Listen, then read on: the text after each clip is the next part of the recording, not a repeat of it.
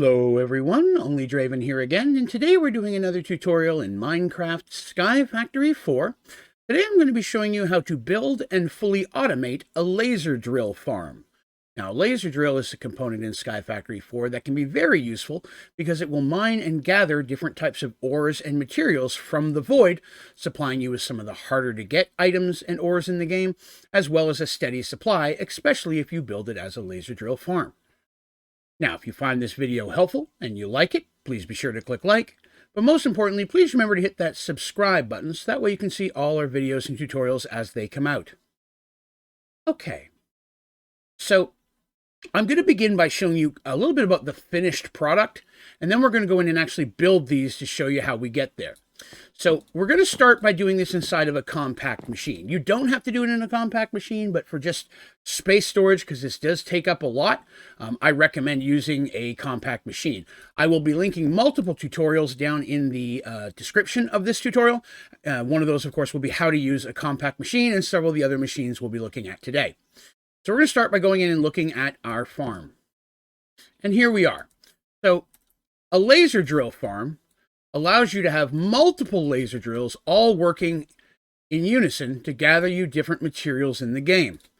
The way I have this working here in the compact machine, as you can see on each wall, I have 3 sets of laser drills going almost from the ceiling all the way down to the floor. I have a battery, mineral battery, that is running each wall, because this does take quite a bit of power. There are a lot of different ways you can power it. I'm going to show you the easiest way that I have with earlier game materials.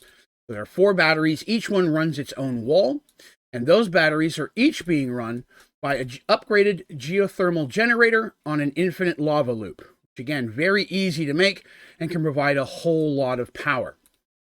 So infinite lava loop is pretty nice because basically you just have a cobblestone generator, automated user, that's going to put the cobblestone into your cauldron, making lava over a torch. And then you have a fluid extraction cable, which pulls that lava directly into your geothermal, providing power, which runs your user. So it's a loop that all of this keeps running itself. And in this situation, I'm using an energy transfer node to be able to move that power to the battery that I have it connected to. So I have 4 different geothermals, each one running its own battery, because again, this can take quite a bit of power, but building it this way means that the cube or the compact machine is 100% self-sufficient. It does not need any power from the outside. Also, items that are mined or farmed will build up and transfer out of the compact machine into the next phase, which is the automation. So I'm going to show how to build all this in just a moment. All right. So once the compact machine is built and your laser drill is working, all of those items are going to start coming out, and we need to do something with them. There are 3 different types of materials, as I classify them, that come out of a laser drill. See, there's a bunch of stuff here. So let's take a look. So I have 3 item transfer nodes because these items are going to be going to 3 different locations. We're going to start with what I call the breakables on the left-hand side. So if you right-click here, you'll see that I have an extraction cable, and I've whitelisted all of these items. These items are types of ores and blocks that to get the item from them, you basically have to set it down and break it. So we have sapphire, coal, dilithium, emerald, lapis, aquamarine, nether quartz, diamond ore, and redstone. So all of these items, if you found them in the world, breaking them would drop some type of item. For example, lapis drops lapis lazuli. So these are going to be our breakables. On the right-hand side, we have our smeltables. These are ores that you would smelt or cook to get into an ore form. So we have iron, tin, lead, silver, titanium, magnesium, thorium, gold, and copper. Now, there are more than you can whitelist on this single cable, so I have a second one coming out of the back, which has our boron, lithium, and uranium, and both of those go to the same item transfer node. And then we have these third section, which are items that are fine as they are. The glowstone is fine. You can have that go directly in your inventory system. But the last one is rock crystal ore from Astral Sorcery. Now, much like the breakables, this is a block that you have to put down and break to get the rock crystals out of it. But the automated system that I'm going to show today will not provide you rock crystal ores. It'll break them, but you get nothing out of it. These have to be broken by a player or player type item in order for that to work. So these I have going directly into my inventory because, to be honest, these rock crystals take up a whole lot of space once they're broken. So our breakables are going to this wireless node, smeltables are going to this wireless node, and then the items that we're not going to really change at all are going to this top one. Let's look and see where they go. So we're going to look at the smelters first. So the items that are smeltery are going over here into this chest. You can see a bunch of them up in there. Those are feeding down inside of a manufactory. The reason I'm using a manufactory is it will take a type of ore, turn it into dust, and you get 2 dust for every ore. So you're doubling the amount of materials you're going to get using a manufactory. Those items, once they are dust, are then being pulled out through an item transfer into an elite smelting factory. Now, any type of electronic smelter will work, but an elite smelting factory is going to have a better chance of keeping up with the materials as they come through. Laser drill does gather quite a bit of items in a very small period of time. The smelting factory will smelt 7 different types of ores all at once. Once those have been smelted into the ingots, they will move over here into this chest, which will then wirelessly transfer to the storage medium of your choice. We're going to go ahead and give that a shot. All right. So now our manufactory is running. Materials are being pulled out of this chest. I'm going to be turning them into the dust. Now, I do have this fully upgraded. I recommend doing so, again, to keep up with the speed. Then our manufactory, I also have fully upgraded with speed upgrades. So with this here, as you can see, as the items are coming in, it is smelting them very quickly, loading them over here into this chest, where they're then wirelessly being transferred over, in this situation, to a loading chest right here, which I've connected to a simple storage system. Now, I don't have any filing cabinets set up. Everything's just going into an overflow chest, but you can have it going directly to a chest. You can have it going to a filing cabinet. You can have it going to an AE system. It's your choice. This one I'm just using simple storage, but all of the items that we're making today will be coming over into this chest and feeding into our system. So there's our manufactory up and running. Now we're going to look at the next section. These are what I call the breakables.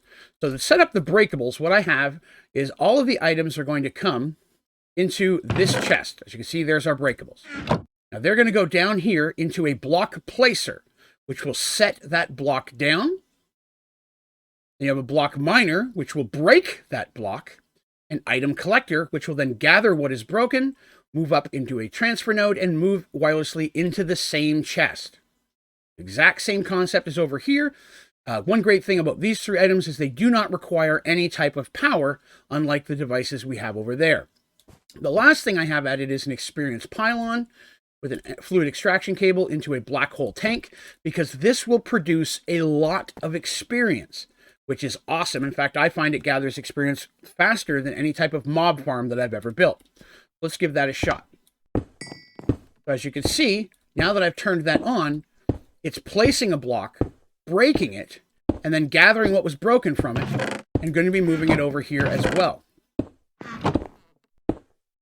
Turn our transfer node on. Those items that you can see are popping over here. There's a bunch of aquamarine coming through first. Of course, we're gathering into our system. But this is great because, again, it's gathering the experience very, very quickly, which you can take out of the black hole tank with a bucket or run fluid nodes off to run into other items. So this is a great way to get a whole lot of experience in a very short period of time. Now, the last thing, of course, we looked at was our items that don't go anywhere. Now I have that paused. We're going to go ahead and turn that on. And what that's going to do is it's going to start taking all those items, our rock crystal and our glowstone, that we're not going to be doing anything with, and feeding it over into this exact same chest, which will be feeding over here into our system. So this here has fully automated the entire process. Our laser drill farm is gathering all the types of materials. It is dividing those materials and sending them to 2 different processes that will get you the most value out of them, whether it's smelting them or breaking them. And then all 3 of those types of items are being moved into your inventory. Or you can have them moving into a chest, or however you'd like to do it. You can automate this further, having those ingots go into different machines to do different processes if you'd like. But this is a way of fully automating the laser drill farm itself. So we're going to leave these running here for a little bit to catch up, and we're going to go ahead and we're going to actually build the laser drill farm. Hop in there. We'll go into a fresh one. I'm not going to build the whole thing. I'm going to show you how to build a single wall of it just to get your basics of how you're going. So we're going to start with our laser drill. Grab those. Now, you may also want to have a wrench. Specific crescent hammer is actually the one that I'm using, which is a wrench. I'll show you why here in just a moment. So we're going to start with our laser drill. Okay, the laser drill we're going to set here. Now, laser drill will go the opposite direction you're facing. So if I drop it here, then the whole side is going away from me, and that's where you want it to go. This circle of the laser drill should be going that direction. Now, if you put it down and it's not, you can use the wrench by right-clicking to spin it to get it the direction you want it to go. The next one is the laser base, which you're going to set one space in between. Now, this one doesn't matter which side it's facing. All of them are fine. But our laser drill is now going to be connecting the laser base, and that's what's going to give us all of what we're working on today. So let's go ahead and load these up. We'll do one full column here. Do that. We're going to go all the way up. I like to leave one space from the ceiling just in case I need to run something above it. We're going to do the same thing with our laser base.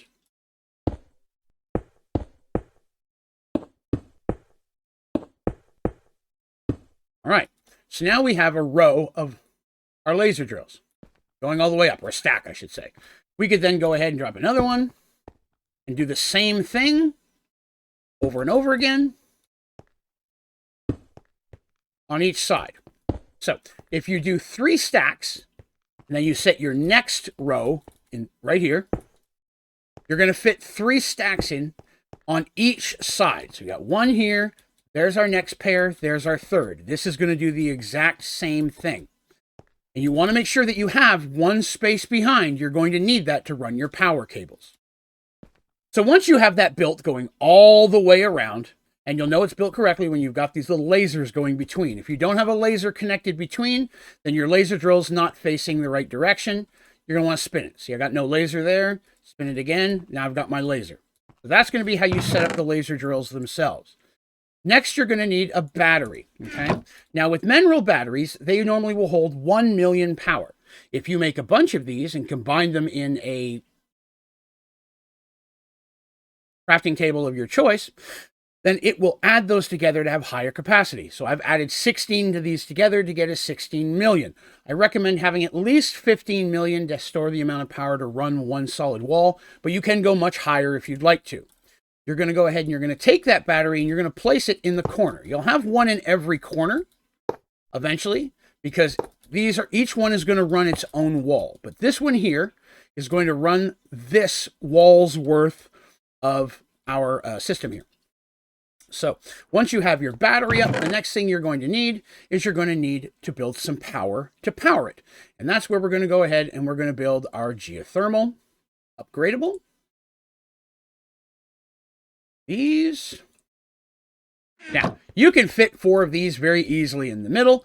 You've got plenty of space in here. If you're concerned, you can put 2 here and then build another level of stone above it to build more. It would also be very possible to be able to put all of the automation in here, including the stuff I have outside of the compact machine. But if you do that, you have very little space to work with. All right, so we're going to go ahead and we're going to put that down. So there's our cobblestone generator. We're going to put down our user so it's facing towards us. This is going to move cobblestone up inside. We're going to have a cauldron with a torch underneath of it. And then on top of that, that's where we put our geothermal. Now, to pull the lava out of our cauldron, put a fluid transfer node or extraction cable, and that'll pull the lava out into here. So this is going to create a cycle where they're going to go ahead and get it running so you have automated power. Leave your automated user tick to 1. You don't want any delay in this. Now I'm going to go ahead and move this out of the way and grab a stack of cobble. So when you first start and you build this, nothing's going to happen because your geothermal doesn't have any lava to power your user. And your user can't make lava because it has no power. So you have to kickstart it. You can take a stack of cobblestone and just start pouring it in the cauldron. As you can see, after I put a few in, it started going by itself.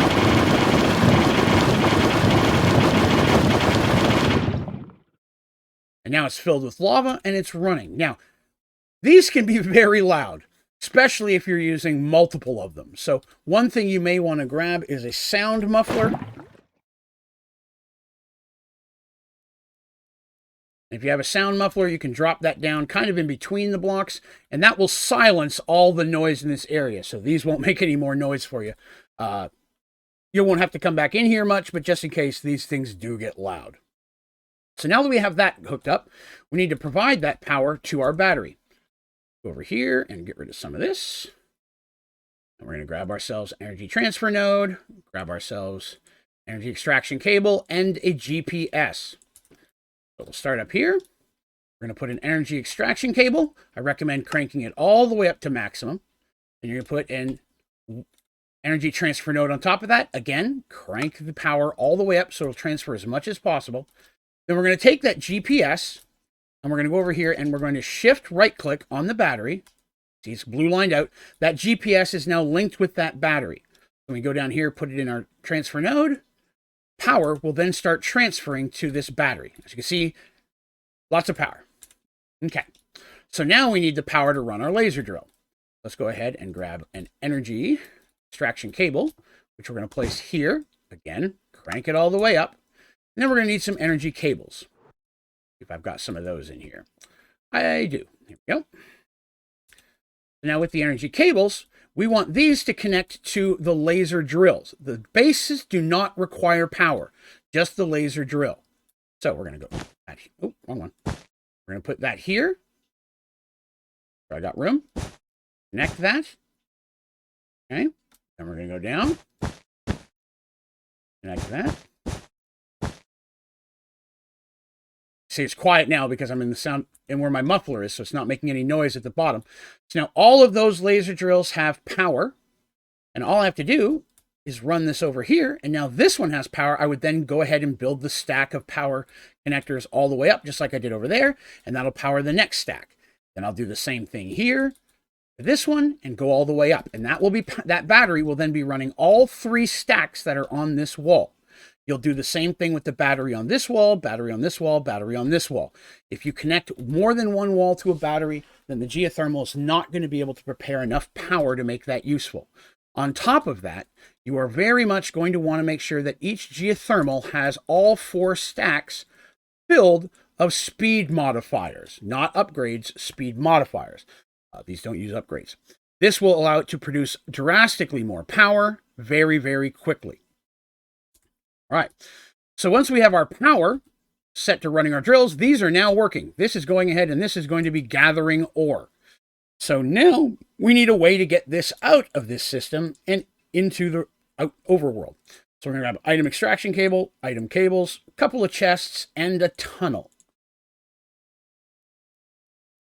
So the laser drills themselves, okay, your items not going to be going in the laser drill. Whatever it mines is going to be going into the base. So much like you did with the power on the back, we need to connect all of these with item extraction cables. We're going to run this on the front with power on the back. This means that the different cables will not be running into each other. You don't have any problem with overlap. And just like we did over on with the power on the back, we could take some item cables, and connect those over to our next base and carry all those over. So again, all of the items are going to be coming out of that. Okay? Don't need that one. So all of these are connected with item extraction cables, and item cables are going and connecting the next set of laser base. That'll go all the way up again. And of course, in this one, we'd want to have another extraction cable, which is going to be pulling out into the same system. So all 3 of these will have item extraction cables on the laser base component. Now, we need to get those items out of here. So anywhere along the line, you can connect all of these, all 4 walls to the same pipe system. They do not have to be separate like power. We're going to go ahead and put that down here, and I'm going to slap a couple chests. This is going to allow for the items that our drills are gathering to have a little bit of a place to build up. You can use a compact chest, which has higher storage, or just a large chest. It's always good to have a little bit of overflow. Then we're going to use an item extraction cable on the side. But before we put that down, we're going to put our tunnel. Okay? So here's a tunnel. The tunnel, once you place down, you can right-click on it. You see up in the top where it says up, north, south, west, east, and then it comes back into my hand. You're deciding which direction of this cube the items are going to be exiting. I like to use up. I find it easier. So I have it set to up, put an item extraction cable on that, and those items are now going to be feeding in. I recommend making this one all the way up to 64, so it transfers as much as possible. These aren't as important to crank up to 64 because it's only going to be making one block at a time through the laser drill, and that one block will move directly into the chest. So you don't have to increase those to 64. You can if you like, doesn't hurt anything. So inside now we have this fully automated. Our laser drill wall will be running. All of the items will be gathering and moving into this chest and then exiting out through the tunnel. Now you would just repeat those exact same steps across the whole wall, and then each wall itself, all items coming from one cable connection into the chest. And that's going to completely automate the inside of this compact machine. And you should honestly never need to come back in here again. And once we're back outside, those items, as I said, are coming from the up, so they're coming out of the top. And I've built another item extraction cable, bringing the items into this chest. So all the items that it's making are coming in here and then being divided. Again, I'm using 4 item extraction cables, 3 on the sides and 1 on the back, because when you come to your smeltable items, there are too many to whitelist in one. You want to whitelist them so it only pulls those items into this and it doesn't clog your system. But again, these 2 here, we're going to whitelist all of them. What I would recommend is to not connect these 3 until you've gathered up a bunch of items in this chest, so you have one of everything. And then you can break this transfer node, so no more are coming up into it, while you set the different whitelists. Then once you have those set, you put this item transfer cable back on. It's going to start feeding it up and everything will be divided. And that's going to run that. So then, at that point again, we're going to take a look at it here. I have the Elite Smelting Factory underneath of a manufactory. These do need power. I'm also running those off of a battery. That battery can run off any power source of your choice. You can use other power sources, such as flux. Flux can sometimes take a little bit more components to build. That's why I don't in a lot of these tutorials. I try to build it with the earliest game materials I can. Mineral batteries are very easy, can hold a lot of power, and it's very easy to charge them with geothermals, culinary, or combustion generators. So again, the GPS is connected to this chest. All of our smeltables come down into here. All of those smeltables come in here, because again, this is turning 1 block into 2 dust. That dust is then coming in here, and it's being cooked into ingots, which moves into this chest. And that chest is going to be taking those items and moving it into the storage medium of our choice. This one connected to this chest, which is going into our simple storage, which instead of going to this would be going to filing cabinets or whatever else you're wanting to use. Our second step, those are the breakables on the left. These go into this chest, which goes down into a block placer, which places the item. Behind it is a block miner, which breaks the block. And to the right is an item collector, which picks up everything that's getting broken. It then takes those up another item extraction cable and GPSes those to the storage medium of your choice. Now, you may ask, why don't I just connect a cable from here to here? Because a lot of times this system you may build this not right next to your storage. Again, this is a little loud. You can throw a sound muffler down if you don't want to hear that. But in case you want to build all this somewhere else, you can do that. And then have the things wirelessly moved to the chest or storage medium of your choice. And again, the big perk of these 3 items, which are breaking these blocks, is it does not use any power source. Now, you may have noticed that I have a lever on this one and a lever on this one. You do not need the lever. The lever here is just for me so that I can turn this process on and off between tutorials so I'm not wasting all of the ore. But for you, once you get this up and running, you're going to want it to run non-stop. There's no reason to usually stop it unless you need one of those items from your laser drill in its original form. But you do not need the levers. Those are here just for the purpose of the tutorials to turn this on and off. Again, the importance of an experience pylon with a fluid extraction cable to a black hole unit. As you can see, we're at 33,000 experience is already being built up in here. Black hole tank will hold a lot of fluid, and this is going to produce a lot of experience. Now, right now, it's breaking some aquamarine. That doesn't give you experience, but coal, redstone, diamond, emerald, dilithium, most of the things in here that break will produce experience. So this is going to give you a very large amount of experience to play with for other items. And again, wirelessly transferred to here. The last one were the 2 items that you can't really do much with. And the first one is glowstone because it's fine. You don't need to break glowstone.